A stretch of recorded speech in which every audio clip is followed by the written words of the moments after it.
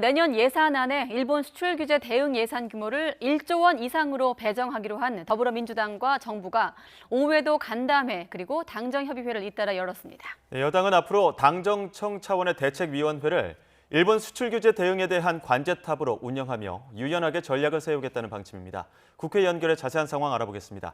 차정윤 기자. 네, 국회입니다. 네, 오늘 당정협의회 어떤 얘기가 나왔습니까? 네, 오늘 오후 국회에서는 일본 수출 규제 대응을 위한 당정청 상암점검 및 대책위원회의가 열렸습니다. 민주당 당내 일본대책특위위원장인 정세균 전 국회의장이 좌장을 맡은 가운데 정부에서는 성윤모 산업통상자원부 장관, 또 청와대에서는 김상조 정책실장이 참석했습니다.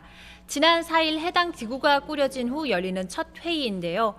정세균 전 의장은 당정청 간 효율적인 역할 분담과 협력을 이끌어 필요한 인력을 적재적소에 투입하고 신속히 제도 개선을 추진하는 관제탑 역할을 하겠다고 대책위 구성 취지를 밝혔습니다.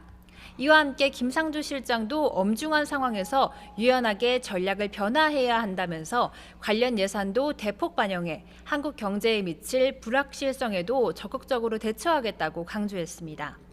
이에 앞서 2시쯤 당정은 삼성과 현대차, 또 SK와 LG 등 국내 4대 그룹의 싱크탱크 경제연구원과 함께 긴급 정책 간담회도 진행했습니다.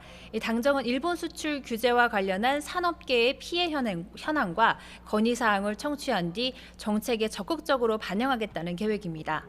오늘 오전 더불어민주당과 정부는 국회에서 비공개 회의를 열고 내년도 예산안 편성 방향과 관련해 논의하기도 했습니다.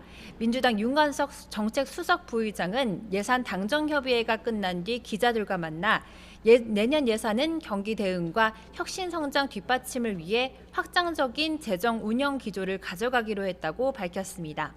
그러면서 일본의 수출 규제와 관련해서는 예산을 더욱 과감히 발굴해 반영하는 것으로 의견을 모았다면서 1조 원 플러스 알파에서 알파의 규모를 더 늘릴 것이라고 설명했습니다. 다만 비공개 회의에서는 내년 예산안을 530조 원으로 늘리고 일본 관련 예산도 2조 이상으로 확대하자는 일부 의원의 의견도 있었던 것으로 확인됐습니다. 하지만 야당의 반발도 심상치 않아 보입니다. 한국당 나경원 원내대표는 오늘 오후 기자들과 만나 자신은 정부 여당의 확대 재정 기조에 대해 부정적이라면서 예산에 대해 사용되는 부분에 대해서 상당히 잘못된 예산 편성으로 가고 있다고 생각한다고 말했습니다. 또 바른미래당 최이배 정책위의장도 정부가 일본 부품 소재 관련 중장기 대응책을 마련하는 등 의미 있고 적절한 경제적인 대응을 하고 있지만 근본적인 대응은 아니라고 지적했습니다. 그러면서 내일 열리는 일본 수출 규제 대응을 위한 민관정 협의회 2차 회의에서는 경제 문제만 논의하는 것이 아니라 외교적인 문제까지 함께 논의해야 한다고 강조했습니다. 지금까지 국회에서 전해드렸습니다.